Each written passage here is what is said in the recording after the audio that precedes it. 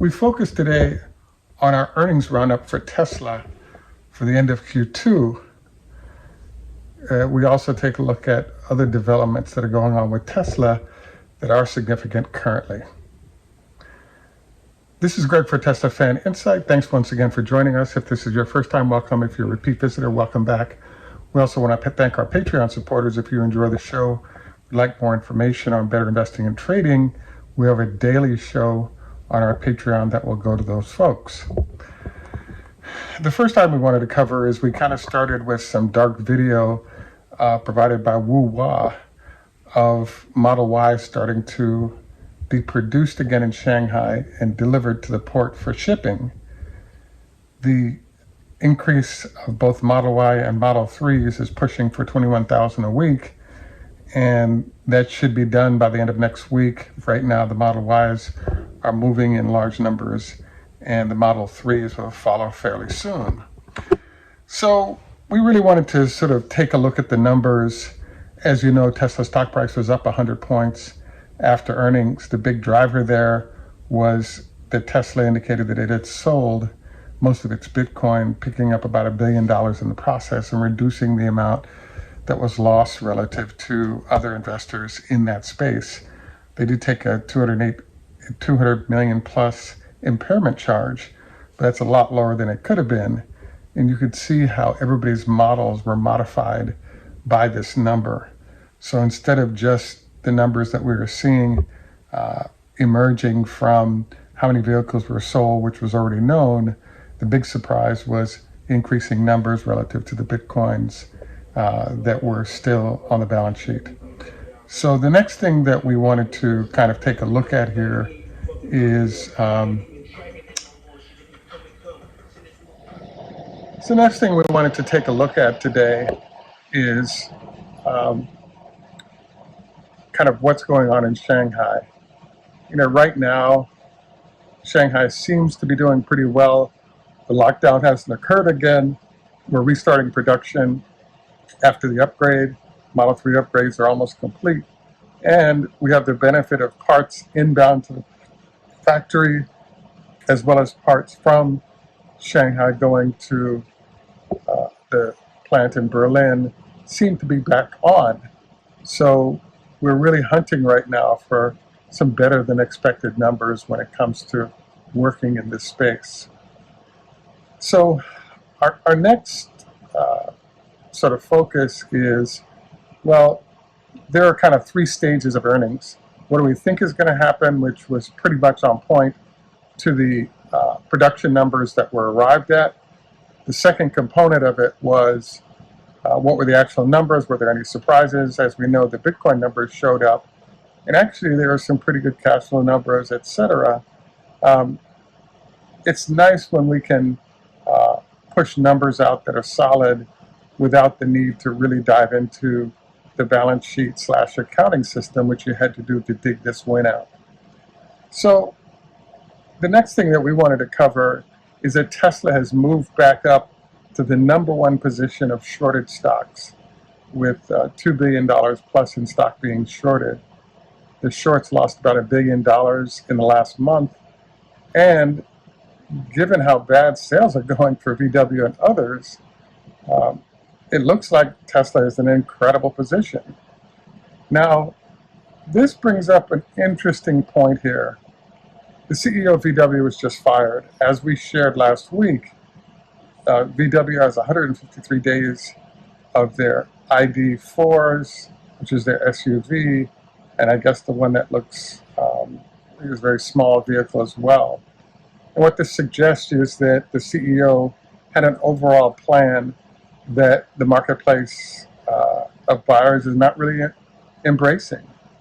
And with this sort of ugly situation for sales of VW, which seemed to be the largest potential competitor to Tesla, we're now in a position where it looks like Tesla has a back order, but you could add to the back order people who don't want to buy other people's SUVs.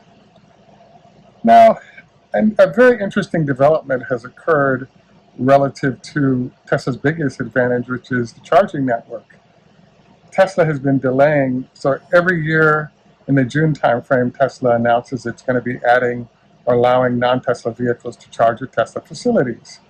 This year, this round of discussion has expanded to Tesla saying it will allow access to its charging facilities, but with a caveat.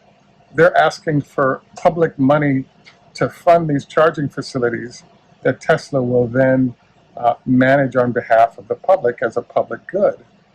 And I believe this is the best news I've heard in the last 5 years about this issue, because usually it's Tesla just open up the facilities you currently have, and it's good in some ways, but it's bad in others. Good in that other vehicles can use and Tesla makes some money, but it's bad in that you're now starting to cut into the competitive advantage Tesla has with these facilities, and the charging of other vehicles potentially impacts current Tesla owners who might be inconvenienced by this process.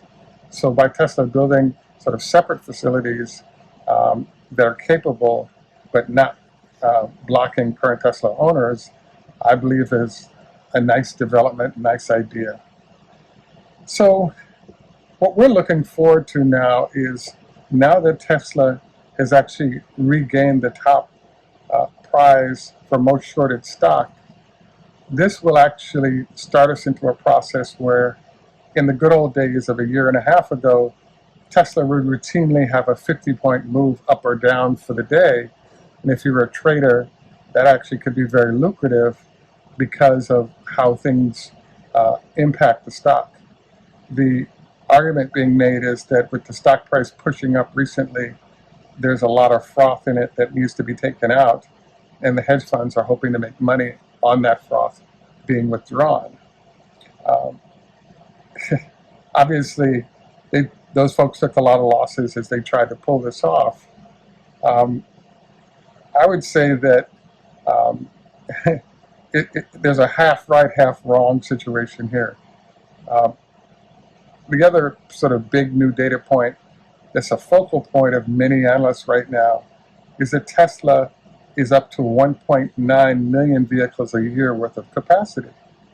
So if those numbers are legit, what this is saying is that Tesla is basically scheduled to deliver something around 1.5 million vehicles for the year. But if Berlin or possibly Austin start getting rolling on anything like a 3 to 5, maybe 10,000 vehicles a week zone, we're now talking possibly hitting 1.9 to 2 million vehicles easily. So I think Tesla has the best of all worlds right now. They have a low expectation for production numbers that were negatively impacted by what happened in the COVID situation in Shanghai. That adjustment down still makes them a dominant player in terms of number of vehicles delivered and market share, etc. It is too bad that we have all the backlogs that we do, but customers are willing to wait for the best brand to deliver their products and services. So again, congratulations to Team Tesla, and we appreciate seeing sort of great outcome from the excellent fundamentals that the company has. I would say that the last thing that we want to focus on today is expectations. So one of the challenges or interesting components that we're in right now is Tesla keeps evolving as a company into new realms. The latest evolution is the fact that a year and a half ago, there was discussion of Tesla easily bouncing into bankruptcy and wiping out a lot of people, and therefore there was a lot of negative hedging. Now we're in a situation where, Elon is announcing, fires that are consuming cash within factories, but, there are obvious ways that this can be solved, and they're ahead of the numbers anyway with what's coming out of the current factory base. So it's nice to see a number of the issues that could potentially drag the company down not impact what's going on currently with Tesla. And I think this is great news. The only other thing that I think that might be an issue for Tesla is part of 1.9 million potential production is what's going on in the Austin factory. Elon said they'd be capable of producing sort of the old way before they switch over to the structural battery packs. This is actually great news. The problem that's going on right now, though, is that you have a situation where the structural battery packs seem to have been delayed for some reason, and that delay can be costly because you have all these facilities dependent on seeing it move in large volumes, which it currently is not. So given Tesla's ability to weather the storm without disappointing anybody in the next 3 to 6 months, and if in fact structural battery packs start coming in effectively into the new year, latter part of the year, I think it's gravy on top of the base of a great story. So I would say that what I'm expecting is that Tesla will move with the market 30 to 50 points on a daily basis possibly, but it's also currently set up in a great situation to deliver excellent numbers that are appreciated by investors and the whole coterie of folks who keep an eye on tracking the company and its success. At any rate, we'd appreciate your input on what's going on, as well as our comments. We also want to note our health tips for the day.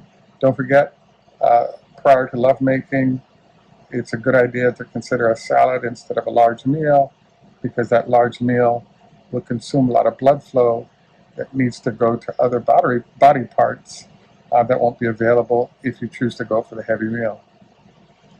At any rate, this is Greg for Teslafaninsight. Tschüss, German, au revoir, French, Lehithro, Hebrew, Choda Hafez, Farsi, Drazic, Russian, Ni hao ma, Chinese, Kambawa, Japanese, Heido, Swedish, G'day, our friends in Australia, Namaste, our friends in India. And in Jamaica, we say enough respect, Walt Woodman. Thanks for joining us. Have a great day, and bye for now. It's Renew Physiotherapy. Great. So, Mark, every day we do a different exercise, and just wondered what you recommend that people do every day relative to the back. If you could only do one exercise, what I would do would be to put your hands on your back like this. Do a back bend. Nice and easy, 10 times. Okay. And that will counteract all of the bending forward that we do throughout the day, whether it's sitting at the computer, sitting in the car, bending forward to get things and pick it up. Even when we sleep at night, people tend to curl up and bend forward. Doing just this nice, easy stretch 10 times, 4 to 5 times a day, will get your back healthy. And your Renew Physiotherapy. Renew Physiotherapy. You also recommend the Cobra, where you're laying on your stretch would be great, where you're laying on the ground and you push on up like this. And that'll help stretch out your spine. Great. Yeah. Thank you very much, Mark.